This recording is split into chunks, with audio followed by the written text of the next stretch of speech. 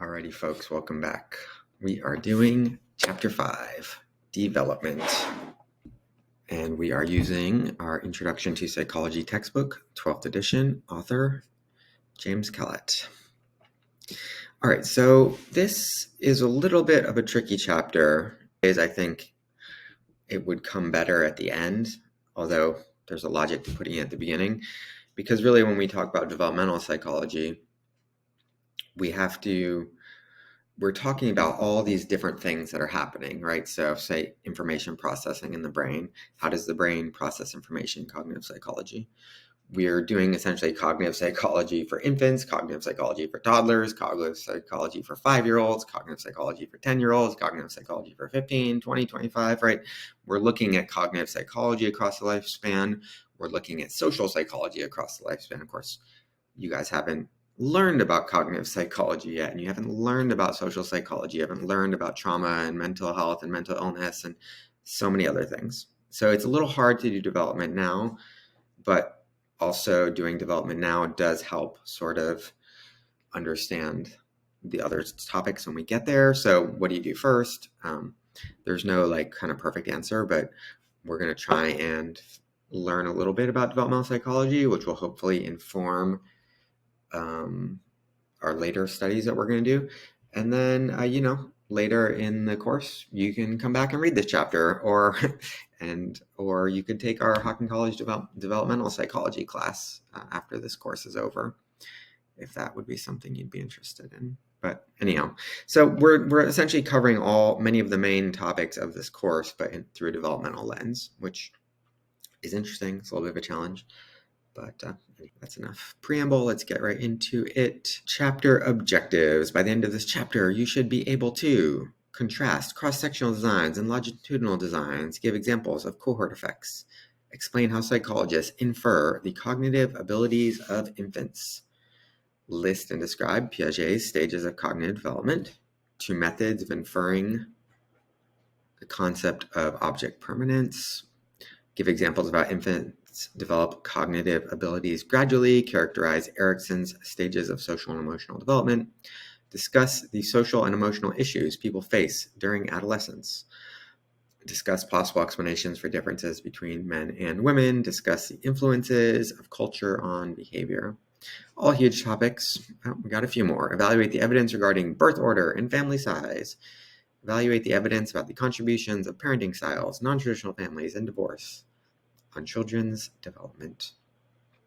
Okay, let's go. Development in infancy and childhood. So we're going to be kind of developmental kind of textbooks and chapters and textbooks are looking at several major things at different life stages. So one is cognitive development, one is physical development, and then kind of social emotional development is sort of, and maybe psychological development as well, depending on how you split those things up. But those are kind of the main things that we're looking at different stages.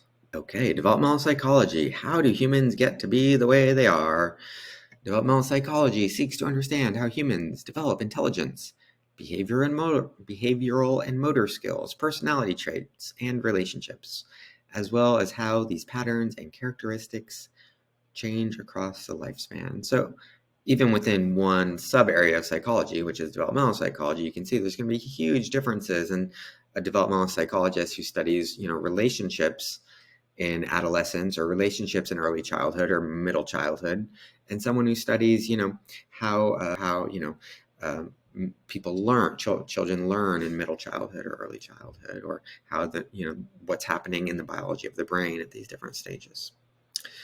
Okay, one major area of interest is the relationship between nature, biology, and nurture environment and their role in human development. Developmental psychologists use a variety of research methods to answer these questions. So we're always interested in this question. It's not something like if you take a graduate level class or if you read an actual journal article. It's not like the nature versus nurture debate. What is going on? We must solve this.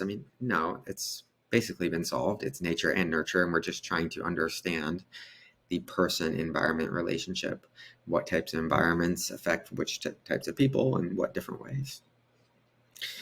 Okay, so a little bit about research methods.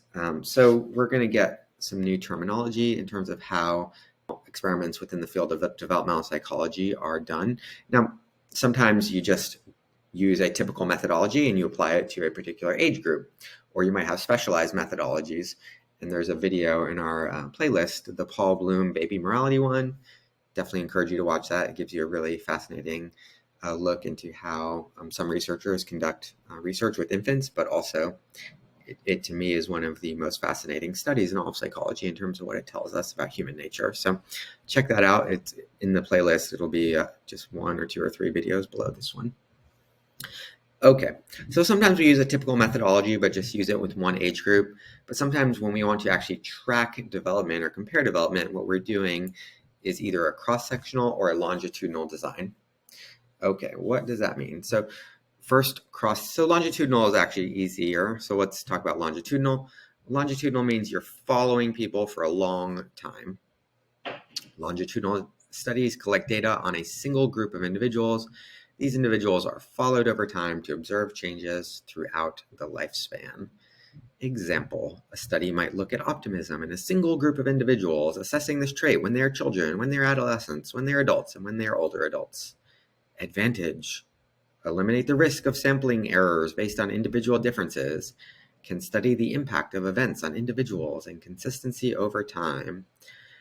Disadvantage, can take a long time. Well, does take a long time, right? I mean, you may end up having to wait 10, 20, 50 years, depending on if you're interested in comparing adolescents and people in their 50s, I mean, you're going to have to wait, 30 plus years for that.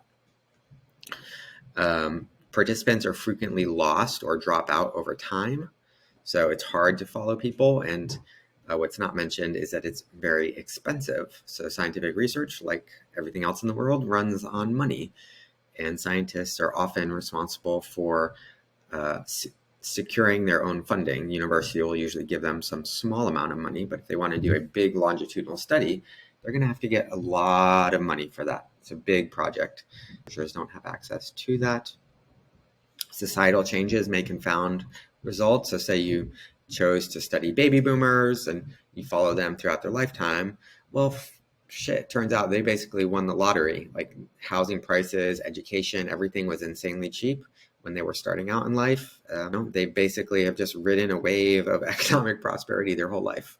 So, it's not, comparing a baby boomer throughout their life, it's not telling you everything. Now, there also, when you compare, say baby boomers to younger generations now, there's been so many changes. So there's advantages and disadvantages in terms of following people over time.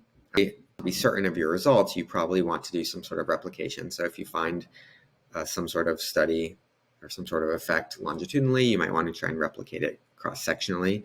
If you find an effect cross-sectionally, you can't really replicate it longitudinally because, again, it's going to take you many, many years. So that's just, it's just one of the limitations. Sometimes we're just stuck with certain limitations in psychology research when we're working with humans. And ultimately, if you have a theory that's about development and it, posits something over time, but you haven't tracked hundreds of thousands of people, over many generations, you're not 100% confident in your theory. And that's okay too. Psychology, when we try and understand, certain things about human beings, there are certain things that we're not 100% sure about. We don't understand everything, and that's okay. This is a project that's going to take our species a long time to figure out. Okay, cross-sectional studies collect data on several different groups at once. So if I were doing a cross-sectional study, I could do that tomorrow and I had the funding. What I would do is I would recruit, 500 people in their 20s and 500 people in their 30s and 500 people in their 40s and 500 people in their 50s and 500 people in their 60s, etc. And I would ask them questions about whatever I was interested in studying, right? So we're taking sections of each group. Now, again, there's effects, right? People that are younger, they grew up a lot differently than people in their 60s who didn't grow up with the internet and all kinds of other things, climate change and, new rules on social rules, new ideas about what's fair and not fair, and new ideas about gay marriage and new ideas about this and that, right? So people grow up differently. So comparing young people today to older people, are we learning about what happens as people age, or are we just learning about the differences between young people today and older people, right? So that requires that's where kind of there ends up being an art to this type of stuff, where you're making kind of judgment calls on what you're learning about. Now you try and make them informed. You try and make your judgment calls fit within the broader framework of other scientific theories and paradigms and what we already know. But ultimately, it can be challenging to know what we're actually studying when we do this stuff. Okay. A cohort effect, a group of people born at a particular time who enter an organization at a particular time. Cohort effect, how the era in which you grew up influences your belief, values, and attitudes. Example, the age people get married and have children is later than 30 years ago. In medieval society, it was much earlier, right? There's a lot of things that have changed, 60, 100, 200, 500, 1,000 years. Say 100 years, we have these very profound, and nowadays, childhood is just so much different than it was. Even when I grew up, I was born in 1981, and childhood is just so different now than it was then. It's hard to even explain it. Okay, let's talk, now we're moving on to infants and how they see. Vision, infants' vision. Spend more time looking at drawings of human faces than other patterns. So if you provide infants these options of things to look at, this is the percent of fixation time. So percent for about 20, about say 30% for a human face. The circle is almost 24. You've got some newsprint, white, yellow, red. Okay. Interestingly, people with autism, babies with autism will spend less time looking at the face image than they will the geometric pattern image, right? So that's a very simple way to diagnose autism in infants. All right, infants become best at recognizing the kinds of faces they see frequently. Infants develop depth perception as they gain experience crawling and reaching. Research shows that infants who have just started crawling will indiscriminately crawl over a visual cliff. So babies are not, so if you put a baby on a glass table, it won't necessarily be scared. They don't have that kind of depth perception. Learn that over time. They're not born with depth perception, right? So there's that sensation perception concept coming in. The sensations are there, the swatches of color, but the perception of depth takes some time for the brain to sort of work that stuff out. Infants' hearing. Infants suck more vigorously when sounds arouse them. Normal sucking rate, sucks produced the sound ba, sucks still produced the sound ba 5 minutes later, sucks now produced the sound pa. Decreased response to repeated stimulus. Dishabituation is a change in stimulus, increases a previously habituated stimulus. They distinguish sounds that are important to language they're hearing within a few months. Right? So gradually, within a few months, babies are already picking up on the sounds that are most important in the language in which that their parents speak. Infants' learning and memory. Newborns suck more vigorously while listening to a recording of their own mother's voice than some other woman's, indicating that they recognize the sound of mother's voice. So this gives, why are we talking about infants sucking? What is going on here? When we do research with infants, there's not a lot they can do. One thing they can do is we can watch where they're looking. So we can use eye tracking software to tell what they're looking at. Pacifier in their mouth, and you can their rate of sucking on the pacifier, right? So that's one way of indicating arousal levels. It might be, there's some interpretation is required in terms of, well, what does it mean that the infants are sucking more when they hear certain sounds or their mother's voice? That's up for interpretation, but it's a point of data which tells us something is happening in the infant's brain. Research shows that this recognition may begin prenatally as fetal heart rate responds to familiar nursery rhymes before they're even born. So the fetus's heart rate in the womb will respond to the mother singing a nursery rhyme. So it seems like they have some, now they don't recognize, that is my mother and that is her voice, but that voice is starting to imprint on their brain subconsciously and affect them. 2-month-old infants learn to kick and move a mobile and remember how to do it several days later. So it seems to be coming online even at 2 months old. Okay. Piaget's view of cognitive development. So when we talk about developmental psychology, we are going to be talking about a few big theories in developmental psychology. We have Piaget's theory of cognitive development. We have Erik Erikson's 8 stages.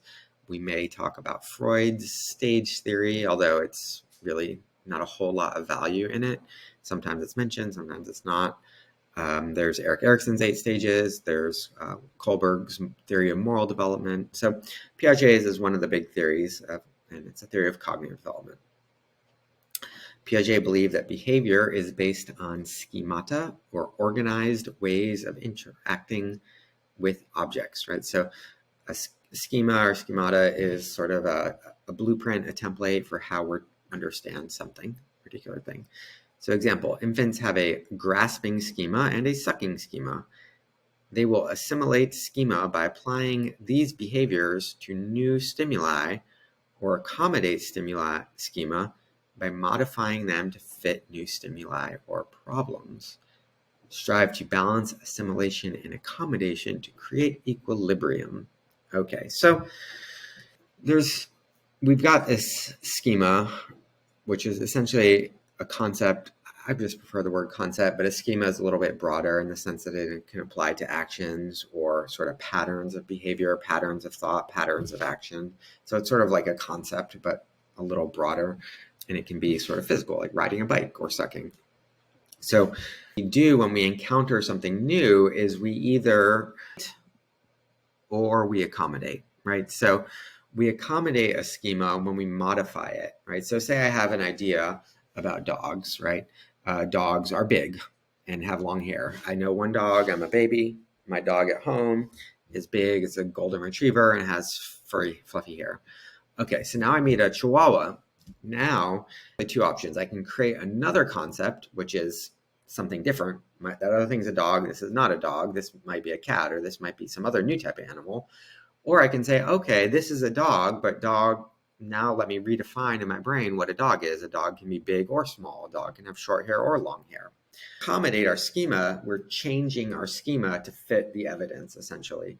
When we assimilate something to a schema, we're sort of shoving the new piece of evidence into the schema. And we typically like to not change our schemas if possible. Our default is more assimilation than accommodation, but then sometimes the evidence forces us to accommodate. So that's sort of like, it's why it's really hard to, when you have a certain set of beliefs, whether maybe they're religious, political, maybe you've been indoctrinated into moral ideas or racist ideas, or whatever ideas about how people should eat or what types of relationships are acceptable, or just other basic things about how we live. It can be really hard to change those because our default setting is to not. We don't like to accommodate our schema. We don't like to modify them. Okay, so aside from his theory of schemas, which is an important concept in psychology, Piaget says that we move through 4 major stages of intellectual development. Okay. These are sensory motor, pre-operational, concrete operations, and formal operations. So this is a little, what the heck is this? What are these operations? So when you see the word operation in this theory, just think logic. In the theory of logic, there are these things called logical operators. So and they perform logical operations. But just this list is easier to comprehend if it's sensory motor, which is our senses and our movement. Motor means movement. And then we've got pre-rational, concrete rational, and then formal rational. And this formal operational or formal rational should really just be abstract rational. So at this stage, we can't really think logically. At this stage, we can think logically about concrete objects, about physical objects in the physical world, papers, pens, phones, right? We can move them around, we can manipulate them, we can think logically about them, but we can't necessarily think logically in our head about concepts. And formal operational is this kind of the ability to do abstract logic. And the simplest way to describe this would be something like algebra, being able to sort of logical concepts to abstract entities. Okay, let's get into this. There's also a video in the playlist showing some kids at this pre-operational stage. It's pretty cute and interesting to see. Okay, so sensory motor stage. Behavior is mostly simple motor responses. So first learning gross motor skills, that is sort of picking up big things, holding them, and then fine motor skills, picking up small things. Also a motor skill, so that blah, blah, blah, blah, blah, blah stuff that babies are doing. They're learning to use their mouth and their tongue. Okay, behavior is mostly simple motor responses to a sensory stimuli in the moment. Infants do not understand object permanence or the consistency of existence of objects outside of immediate awareness. That was Piaget's theory. There's some evidence that babies are better at this than he thought, so maybe we have an instinct for it. Object permanence and the understanding of basic physics is often studied using impossible events method. Okay, so what do we have here? We have looking time, so we see how long children are looking at either an impossible event or a possible event. And what we're seeing essentially is that the impossible event, they keep staring at it essentially to try and figure out what's going on. If an adult has an object and they put it behind their back and then they put their hands in front of them to show that it disappeared, they want to know, hey, where'd that go? So at some stage that becomes interesting. Prior to that, infants don't find that interesting. Right? So that would be the stage at which babies realize, okay, objects don't just disappear randomly, it must be somewhere. Okay, the pre-operational stage, this is where it gets a little more interesting, I guess. Since sensory motor is kind of like, well, babies pick stuff up, they put it in their mouth, they smell, they taste, they don't, of course, they are doing more than that, but in terms of Piaget's theory, there's not a whole lot to talk about. The pre-operational stage occurs from about 1.5 to 7 years old. Again, with developmental psychology, it is always, these are always averages. So features of the stage: lacking operations, which are what he calls reversible mental processes, egocentrism, and distinguishing appearances from reality. So really the main kind of meat here on this bone is this first one, lacking operations or reversible mental concepts, reversible mental processes. So be sure to watch the video, but essentially if you have two glasses and one is tall and skinny and one is short and fat, and you take the water from the one glass and you pour it into the other one, you do this right in front of the child, and you say which glass has more. So you're showing them that there is the same amount of water in each one. They will think there's more in the tall glass than the skinny glass, than the short glass, because they're using a very simple rule, and we'll talk about this later when we talk about system 1 and system 2 processing, that taller is more. Or if you have a row of 4 quarters, and in one row, the quarters are just 2 inches apart. In another row, the quarters are 6 inches apart. And you say, which row has more quarters? They'll say the row in which the quarters are spaced further apart has more, despite obviously being the same. And this, they may still even be able to count 1, 2, 3, 4, 1, 2, 3, 4, but they'll still say that the larger row has more quarters in it. All right, so example of the water experiment. And it is unclear to children of a certain age that these are the same amounts, even if you show that you pour the exact same into each one. It's kind of like your mind plays tricks on you. Theory of mind. So egocentrism is the idea that they're lacking a theory of mind. They're lacking the ability to think about what others are thinking about, right? I know that you know that I know type stuff. They lack the concept of conservation, the idea that objects keep properties such as numbers, length, volume, area, mass, after changes to shape or arrangement. So I think at a certain age they know, but they're not able to sort of resist what their brain is telling them that it's different. I don't know, that's just my personal thought, but okay. Moving on, concrete operations occurs from about 7 to 11.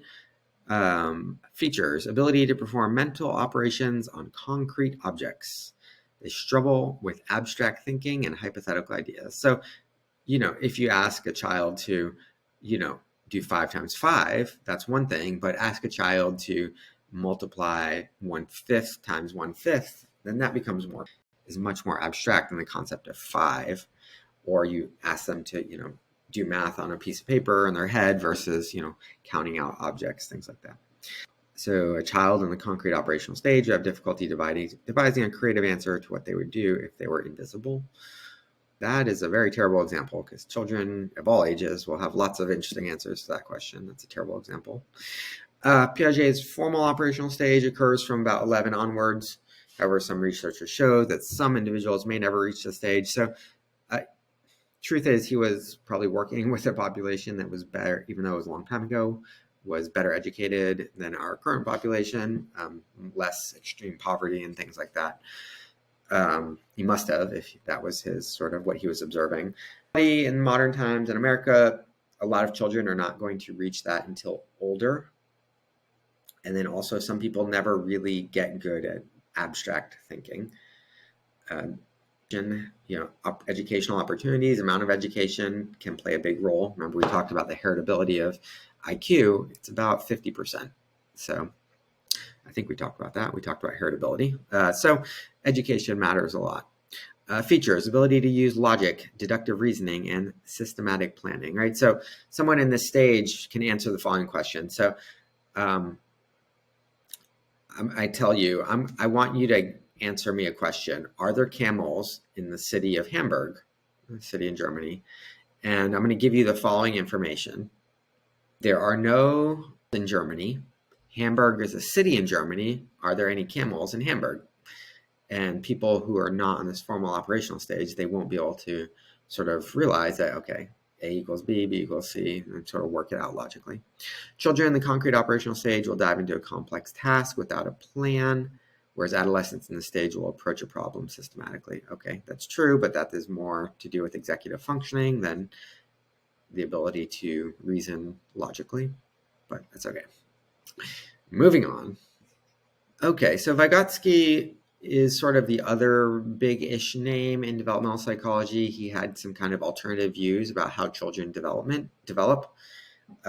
He's thought of children as kind of apprentices, right? And their job is to learn how to be a person in the particular society that they're born into, and that is very different, right? If you are in a tribe in the Amazon, if you are in a village in India, or if you're a deer herder in remote Siberia versus growing up in suburban America, these are all very different experiences. They all require very different types of skills and knowledge. And Vygotsky thought that growing up was essentially apprenticing. We're learning from the adults around us, especially our parents, and we ourselves are apprenticing to become an adult. And he thought that adults played crucial roles in helping children learn things. Okay, so, and the way they did that was through these two concepts of the zone of proximal development and scaffolding. So zone of proximal development is the distance between what a child can do alone and what is possible with help, right? So say you give a child some colored pencils and some paper and you say, draw. And they're going to learn something if they just draw by themselves. But if you have an adult sitting with them and saying, oh, here's how you draw a person. Here's how you can draw a dog. Here's how you can shade an object. Here's how you can blend colors. There may be things that they can learn with help, but that they wouldn't be able to figure out on their own. So if you have a skilled teacher, a skilled adult who can constantly figure out what they can learn at every given stage and give that information to them and give them activities to practice those things, that child's development is going to go so much faster.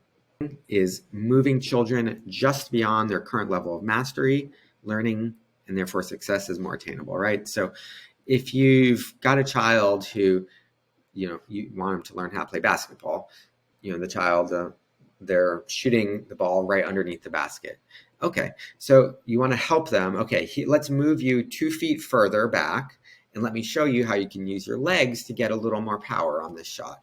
That's going to be much more helpful than saying, all right, let's work on our 3-point shot. They're not going to get anywhere near to that, right? So scaffolding is just giving them what they can handle, but not more than that. And that's the sort of optimal way to help children develop. Okay, social and emotional development. Erikson's description of human development. Humans grapple with particular social and emotional conflicts at specific stages of life. Failing to resolve a conflict or master a task during a particular stage causes consequences to carry over to later stages. So we're going to get 8 stages from Erikson. A couple of his first 2 stages are sort of cover early childhood or infancy. If infants do not learn that they are loved, supported, and attached to a parental figure, later it may be difficult to trust and connect with others. So attachment is very important in infancy. We'll have some videos on Harlow's studies on attachment. Attachment is a feeling of closeness toward another person. 1 second. We can measure. So attachment, according to attachment theory, depending on how our caregivers relate to us, we can end up in one of 4 different attachment styles. Securely attached, that's the good one. The other ones are anxious, avoidant, and disorganized, which is kind of a mix of anxious and avoidant. Okay, so the strange situation test is how infants respond, or how a child responds when the mother or the primary caregiver leaves the infant and then comes back, right? So the idea is the mother brings a child somewhere, or the caregiver brings a child somewhere. The caregiver then leaves. The researchers observe the child's reaction when the mother leaves. Then they observe the child's reaction when the mother returns after some time. So the securely attached child will cry for a little while when the mother leaves, but then it will be okay, it will play, and when the mother returns, the child will be happy to see him. The anxious child will cry when the mother leaves or caregiver leaves, and it will continue to cry the entire time. Even after the caregiver gets back, the child will continue to cry. The avoidant child will cry when the mother leaves, and then cry when the mother returns. So that's not optimal. And then disorganized, again, it's kind of a mix of all of them. So yeah, attachment theory is very important. I think there should be more about attachment in these, but in case there isn't, I'll just mention now. Harlow did the original studies on attachment, in which he gave essentially a cloth monkey to an orphaned baby, which is kind of cruel. They took the babies away from their mother, and they had two versions of a fake mother. One was made out of metal, but it had a bottle in it, and the other was made out of metal, but it had some like furry cloth on it. And what they found was that the infant would cling to the furry cloth. Very sad for the poor infant. It would scurry over, get some milk when it was hungry, and then go back to the soft cloth. And that was supposed to. And what they also found is that these monkeys who were raised with this deficit in attachment were not functional socially or otherwise, psychologically, not healthy individuals, not capable of relating to other monkeys, not capable of raising their own children, just acted in sort of psychotic, strange, depressed, anxious, aggressive ways. Looking at social development, I cannot tell how these slides are organized. They're a bit strange. They're kind of all over the place as far as I can tell, but we're using the slides from the book. So we're moving on. Social development in childhood and adolescence. Status of adolescence varies among cultures and eras. Typically, it is a time of risk-taking behaviors. These risk-taking behaviors are explained by changes in the prefrontal cortex. There's a fantastic video in this playlist. It's about adolescent psychology. I cannot recommend it enough. You all probably are adolescents. You will basically be an adolescent until your late 20s, mid to late 20s. Essentially, that means your prefrontal cortex, the part of your brain that is responsible for executive functioning, planning, decision-making, making good choices, making safe choices, planning for your future, is literally not fully developed. And the back part here, your emotion centers of your brain, not really the back, just kind of called the back overdrive. So you have essentially you're driving a car with an accelerator that is like you just touch it and it just goes, and without any brakes. So that's why adolescence feels kind of crazy, because people are kind of crazy. But there's reasons for that, right? The particular sort of features of adolescence are what allow us to kind of go out into the world and experience things and become the adults that we're supposed to become in the future. It's just we got to make it through adolescence without doing anything to up. Let's see what these little charts are saying. Zooming in to read them. This one says median age of first period, and it has consistently gone down since 1840. It used to be at least in the two countries measured, which were Denmark and Norway, it used to be over 17. Nowadays in Denmark and Norway, it's looking like about, as far as the data goes, a little past 13, right? So you have a range, basically, but mostly no one is past 14 at this point. It's like 12 to 13 and a half. And this is average years of schooling. So what we're seeing in this chart over here is that basically people had, for the most part in 1870, average amount of schooling was 0, essentially, for the most part. And now it's, up to well above 10 in most places. Although you still have a lot of countries in which it's under 10. So it means that not everyone is like finishing high school, essentially, around the world. Okay, let's zoom out and go down. Identity crisis. Erickson's theory It's really annoying they didn't put his 8 stages on one slide. Maybe they will at some point. But the Erickson's adolescence is that it is about identity versus role confusion. That's the primary task of the adolescent, is to find identity. Theory came along and said that there are 4 different possibilities. You can end up with identity achievement, identity foreclosure, identity moratorium, or identity diffusion. So we have identity achievement when we explore possible identities and choose one. If we choose one without exploring, that's called foreclosure. If we don't make a decision and don't explore, that's called moratorium. If we explore but don't make a decision, that's called diffusion on this theory. Certainly, identity is important in adolescence and young adulthood. Okay, what is happening in adulthood? Well, a lot of things are happening in adulthood. It's a crazy time, I tell you. For one thing, happiness is going down. People are their least happy in their kind of middle period of their life. Your youth, typically, although rates of anxiety and depression are skyrocketing in young people, but throughout history, young, or at least the history of psychology, when this was being studied, people are typically pretty happy in their younger years, teens, 20s. Happiness goes down in your 30s and 40s and 50s, and then it kind of starts to climb back up. So Erickson thinks essentially the primary challenge of adulthood is this intimacy versus isolation. Basically, essentially, are we going to successfully have a successful marriage? No.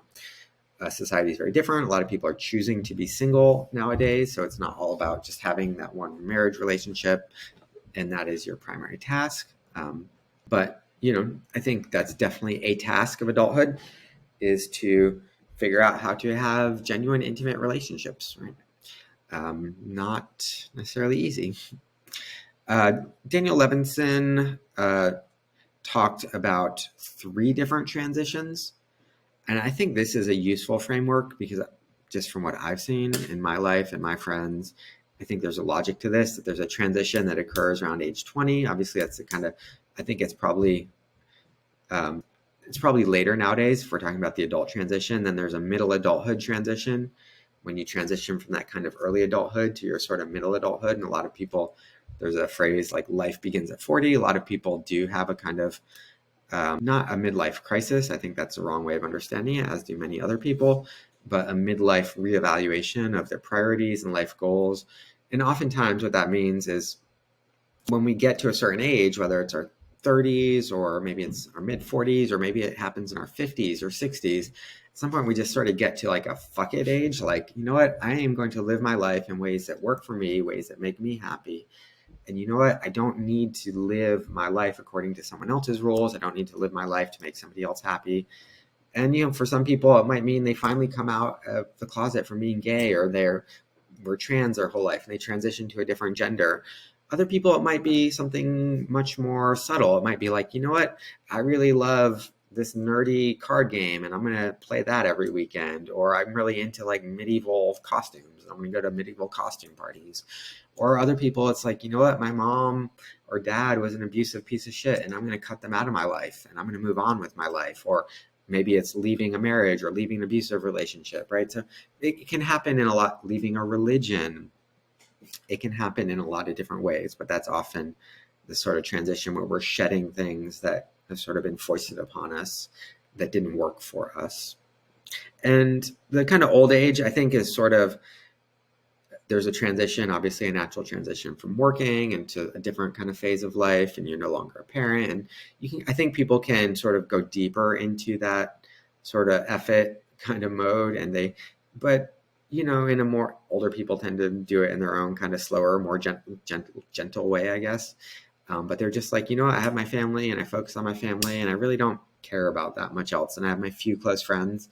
Typically older people, they have close relationships with their family and a few friends, and that's where they put their time and energy. And actually older people, they focus on the positive and they focus on their close relationships, and it makes them happier. Okay. Old age.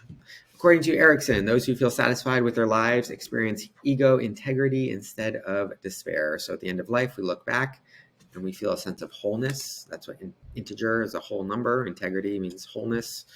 instead of looking back with regrets and sadness and things like that. Healthy older people are generally happier and more satisfied with life than young people. Crazy, but it's true.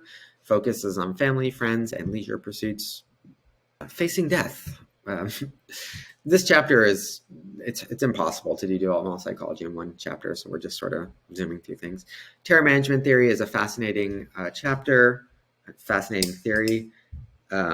Honestly, it's about how death affects people and how the fear of death affects people. And there's some fascinating research in terror management theory. Essentially, if you just remind people, even subconsciously, so you set them down at a computer and you have them answer some questions, but you flash the word death on the computer screen, and you do it for 100 milliseconds. That's 1/10 of a second. That's not enough for people to even know that anything happened, but their brain registered that, and that created a spike of anxiety in their brain, and now it's going to change their behavior. For example, if you ask them to draw money, but you remind them of death, people are actually physically going to draw a larger size dollar bill than if you just flash a random word in front of someone. People are more likely to agree with the statement, it's okay to cut down trees and destroy the environment to make money. When you remind them of fear of death, when you remind people of death, they're more likely to value luxury brands. When people of the fear of death, they're more willing to do political violence against their enemies. They're more willing to drop nuclear bombs and do suicide bombings and things like that. A whole host of fascinating things. I'm going to put a TED Talk. It's one of my favorite TED Talks on all the internet. It's going to be in the video below this. Okay. People are able to sort of find a worldview that make peace with death and find a worldview that provides some self-esteem and hope and value. That if, things are going well for people in life, humans are somehow kind of remarkable in that regard. Even facing death, we can find things to be joyful and happy about. And a lot of times you see with older people, they come to a place of acceptance. They're okay with it. Now, not everyone, but many people. Okay. Unit 3, diversity, gender, culture, and family. Gender influences. So when we talk about gender is complicated to try and understand. Everything in psychology is complicated to understand. We are trying to untangle the influence of biology, and we're trying to untangle the influence of so many different factors. So like, what is really making people a certain way? So we might see differences, for example, in rates of depression between men and women. So classic finding, women report higher rates of depression and anxiety, attempt suicide more frequently, but men actually successfully complete suicides more frequently. So a bit of gender difference there for you on one topic. Another bit of gender difference, babies are more emotional than female babies, if by emotion we mean crying, right? So male babies show more emotion in terms of crying than female babies do. Interesting. We think about women as being more emotional of the two genders, right? Just some differences: better self-control, better at recognizing faces and emotional signals, better use of landmarks for directions, apologize more, better at verbal fluency. So, I can pretty much guarantee that this has nothing to do with biology, and that has to do with the way women are socialized. Does this have something to do with biology? Well, we do know that testosterone makes people aggressive. It makes people competitive. It makes people very interested in sexuality and sex. So there's some biological basis here. But maybe also women are forced to control themselves in lots of different ways. So we can definitely tell a story about how this is social, right? Mm-hmm. Are women just automatically better at recognizing faces? There's an interesting evolutionary story. Women were required to raise children evolutionarily. They always have. Every single woman throughout history has raised children, but as a species, women have done a lot of child rearing. So, maybe they're more attuned to faces and emotions because of that. That would hold true based on hormones and different things, but also women are socialized in a particular way, right? So interesting one here, perform females in math in countries with economic and political status, but this disappears in countries with equal opportunities, right? So when males have more status in a country, they tend to do better at math, but in countries where there are more equal opportunities, we don't necessarily see those differences. So this is just really the challenge of trying to understand the different things that contribute to gender. As far as like actual differences in gender, we do know that, look, men and women have different hormones.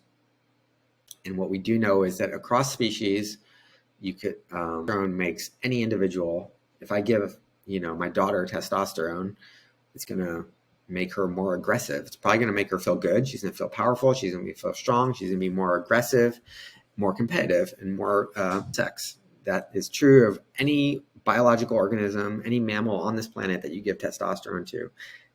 That is basically true. They put some toy trucks and some toy dolls in a field near a troop of baboons, and they noticed that the males were more interested in the trucks and the females were more interested in the dolls. There are definite biological differences, but beyond those, okay, so men are more aggressive because of testosterone to some extent, but we also know that men are socialized to be aggressive. They're encouraged to be aggressive. They're encouraged to be competitive, and women are socialized to be the opposite. So is the current level of aggression, how much of the current level of, say, difference, right? Men commit 98% of murders, for example. Is that difference in aggression have to do with testosterone, or does it have to do with the way men and women are socialized? We know testosterone makes men more aggressive, but there's no way to directly say it is the testosterone that is making men kill rather than any number of social factors.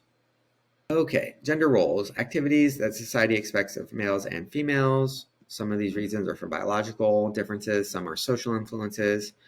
On average, perform slightly better than women on tasks such as those to the right. These are some spatial reasoning tasks. It requires you to mentally rotate an object. This one is looking at which line is the same angle. And slightly better at that because of something biological, or do they just play with more blocks and do more video games and things like that? And women do less of that. They sit around talking with their friends more. Hard to tell. What they did find was that this difference in this ability, they were able to sort of men play a video game for a short period of time, like one session, and they were able to learn this skill and bring them up to the level of the average male. So it's really not like a deep-seated thing that women cannot learn this and men can easily do this. Women can overcome that deficit pretty quickly. And something that's really important to note when we talk about gender differences is between group differences and within group differences. So when we talk about gender differences in humans, the between group differences are quite large, and they're always larger than the within group differences are larger than the between group differences, right? So on average, your average woman is 5'5", your average male is 5'9", right? But some men are shorter than some women. In fact, a lot of men are shorter than a lot of women, right? So just because we know on average that males are 5'9" and women are 5'5", that doesn't tell you about any two individuals who's taller. Right? So that's just kind of a simple example to illustrate between group differences and within group differences, and how it's pretty misleading to really talk about differences between men and women, because whatever feature we take, whether it's anxiety, depression, suicide, ability for spatial reasoning, ability for verbal reasoning, ability to emotions on people's faces, whatever we're looking at, there's going to be huge differences that are not gender-based.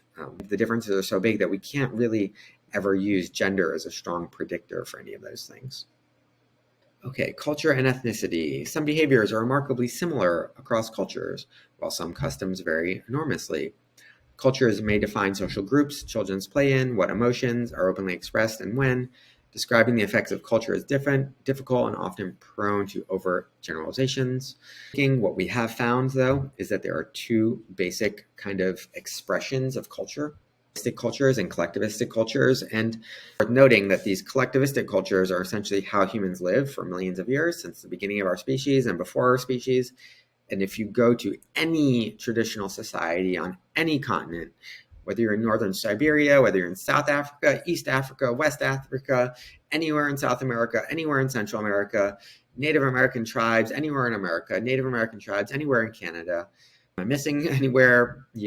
People in Northern Europe, people in Southern Europe, all over Asia, anywhere where people have a traditional culture, that is anywhere that is not the European culture of the last few hundred years, people exist in a collectivistic society. So really what we're talking about is traditional culture versus modern culture. And modern culture is what they call WEIRD, which is an acronym. It stands for white, educated, individualistic, the R&D stand for. Doesn't really matter. We're talking about European culture that has spread to a few other places in the world over the past few hundred years. The test for this is the kind of the I am test. You so write out 10 statements, and if you want to do this, you can do this now. Write out 10 statements about yourself. I am blank, and fill in that blank 10 different times. I will pause here for a second. You can pause the video if you want to do the test. Okay, so if you pause the video and you have words, how many of those statements say things like, I am smart, I am funny, I am attractive, I am tall, I'm short, I'm fat, I'm ugly, I'm beautiful, I am good at sports, I'm creative, I am blah, blah, blah.